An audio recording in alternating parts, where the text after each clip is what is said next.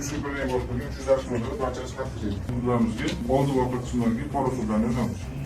Ularımızga ishlatadigandan keyingi qor. Tanıştırayım da borçluyuz. Konak işlerim için pasta kalktı. Zaten kabze xizmati tez vakillarının brigadada tez kontrolda o'tkaziladi. Halizachi o'rtasida qanaqa holat yuz berdi shuni tushuntirib bersangiz.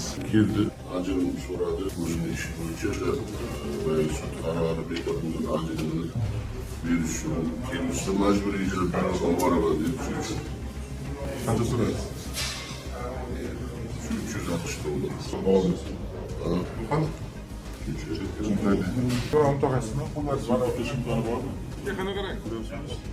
Konkret. O'rtasi rangdagi qo'llarda kukun qoldiqlari mavjud. Shimlarning o'ng tarafida ham kukun qoldiqlari mavjud. Mana. Ko'rdinglar?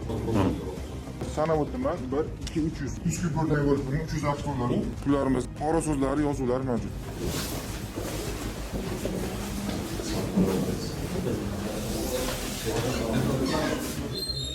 Qayerda o'tirganingiz Halizachilik o'tirgansiz.